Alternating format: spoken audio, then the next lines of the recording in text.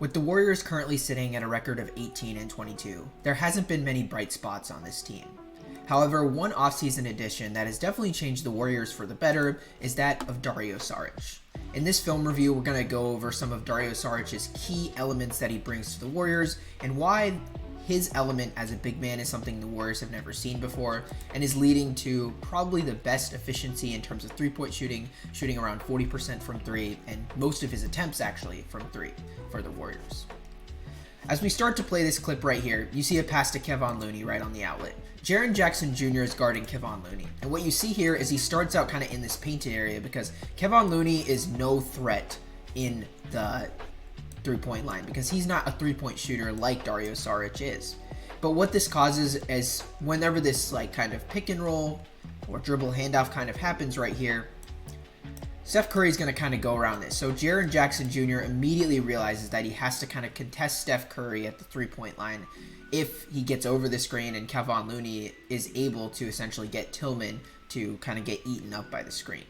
This also leaves Dario Saric wide open, as what you see here is there's really nobody around him and everyone kind of forgets to guard him. And I think this is because Jaren Jackson Jr. probably initially was just supposed to kind of man the painted area, and they were thinking Dario Saric, who plays center for the Golden State Warriors, is going to kind of eventually end up there, and he's not really a threat around the three-point line. But they couldn't have been more wrong. So what you see right here is the switch ends up happening. Steph Curry ends up getting on Jaren Jackson Jr., and Xavier Tillman kind of just sits in a huge help position, but really in no position to contest Saric, and instead kind of making sure that Steph Curry, I guess, doesn't really drive here, even though Jaren Jackson Jr. kind of does a good job of stopping Steph Curry from advancing. So what you see here, Steph Curry kind of gets right by Jaren Jackson Jr., and so this Xavier Tillman help is helpful here, but it kind of leaves open this huge outlet pass to Dario Saric, who has nobody probably within like 6 feet of him essentially. So he makes the pass, and Dario Saric is able to kind of get this easy three. And this is a play the Warriors run quite a bit. They love to kind of put Saric in the pick and pop, but they love to kind of get him by the three-point line where he's wide open because centers aren't used to guarding good three-point shooters like Dario Saric.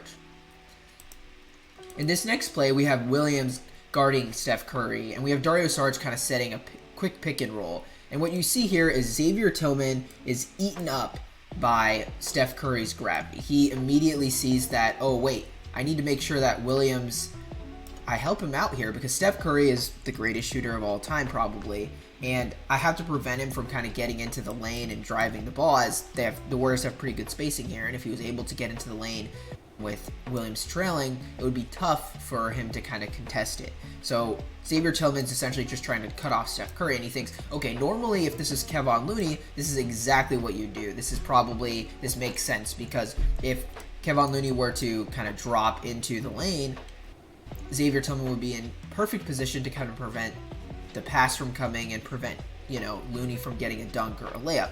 But Saric is a little bit different, and this is the different element he kind of brings to the Warriors. He does a quick pick and pop. You get a behind the pack pass from Steph Curry, and that's an easy three-point shot where relatively uncontested, and an NBA player usually makes that shot probably about 40% of the time.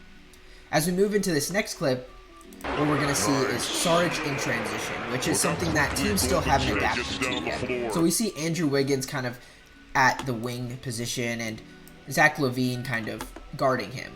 And then we have all of these players kind of back in transition. Essentially how teams like to match up in transition is, okay, we're going to go to the painted area as soon as we get back, and then we're going to look and see, okay, let's match up with people.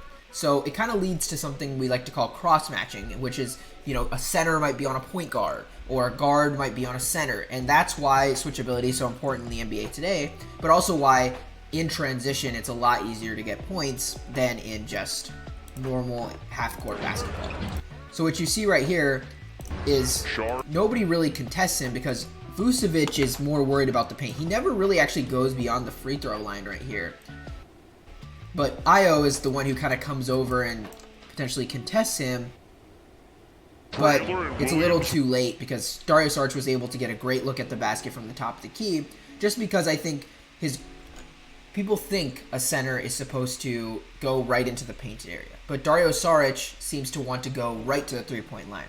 And that's shown and borne out through the statistics. He's shooting the best on the Warriors in terms of pure three-point percentage, almost 40%, and he's shooting the most threes per game, essentially, in terms of percentage of shots, at over 50% of his shots being three-pointers every single game, which is very rare for a center, I might add, which is kind of why I feel like it's unexpected and why he's getting these looks even though he's shooting such a high.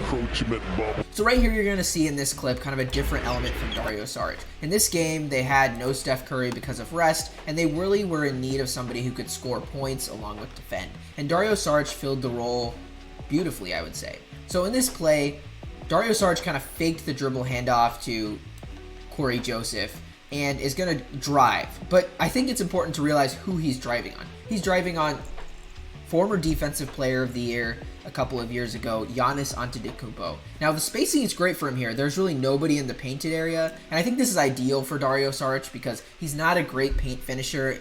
He obviously takes very little paint attempts compared to most centers who probably take 60, 70, 80% of their shot diet in the paint. He takes, maybe 20% of his shots in the paint. He's going to drive right here, and Pat Connaughton really has no chance. And he gets Giannis kind of right in front of him and kind of gives him a little bit of a side push. He doesn't really commit a foul by extending the hand, but kind of gives him a little bit of a side push. And that allows him to kind of easily get to the rim and get a quick layup in. And this is an element I think Dario Saric could add to his game that would definitely help the Warriors.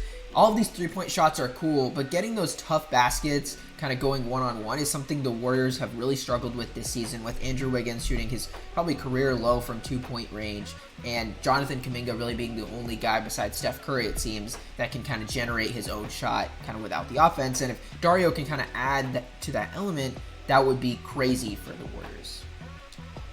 But that's all, guys, I got for you today. Thank you for watching. Hopefully you love this content. Obviously, please like, subscribe, and please comment below what your thoughts on Dario Saric.